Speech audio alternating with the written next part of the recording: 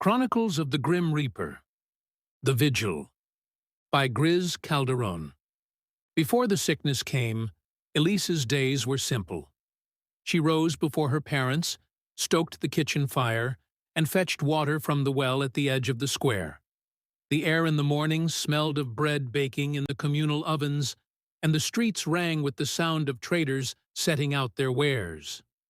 By dusk, the lanes grew quieter, as they always had. Doors were bolted, shutters closed. The rule was the same as in every village for miles. No one outside after the sun dipped below the rooftops. Not because of thieves, but because of something older. People called it many names, but all spoke of it the same way, in lowered voices, with a glance toward the window.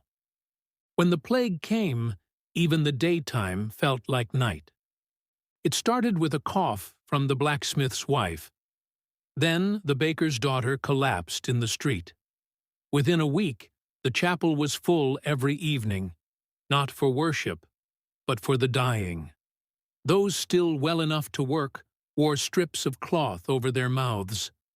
The rest stayed inside. Bells tolled too often to be counted. At first, she stayed healthy.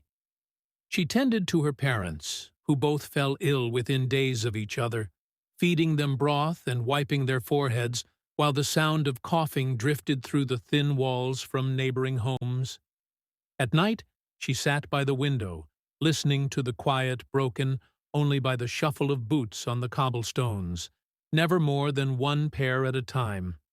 She had heard the stories. The Reaper walked openly here now, taking both those claimed by the sickness and those stolen in the dark by something else. It was that other presence she feared most, tall, silent, and pale, moving only in the hours when no sun touched the earth. People whispered of doors found open, beds found empty, and bodies drained of life before the morning. Once, returning from the well, she had seen him in the distance, though she didn't know if it was truly him or only a trick of the fog.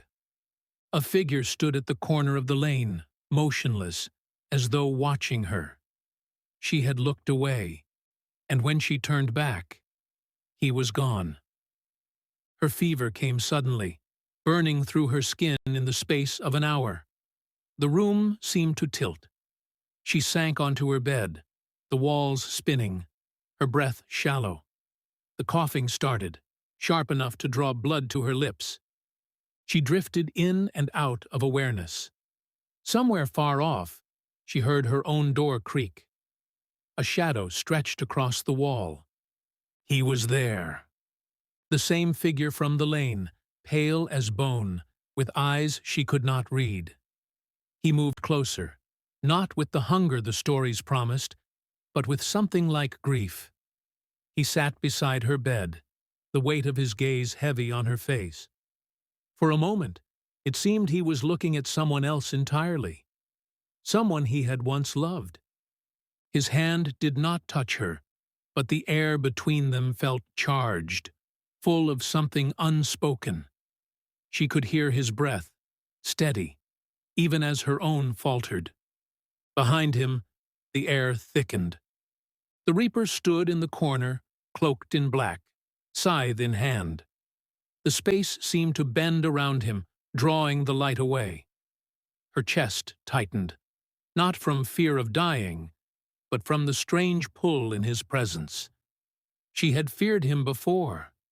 Now, she saw that he brought no pain, only release. The pale figure turned to look at the Reaper. Whatever he felt for her was shadowed by something deeper. Loss, the kind that never heals.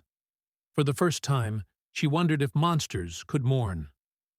The Reaper stepped forward. His hand passed above her, and the weight in her lungs eased. The pale figure's gaze broke, falling to the floor, his shoulders bowing as though under a burden he could not set down. She exhaled for the last time. Her body lay still, but she no longer felt its weight. The Reaper cradled her essence in unseen arms, turning away from the bed. She looked back once. The pale figure was still there, unmoving, as if rooted to the spot. The Reaper said nothing to him, and he said nothing back. The end.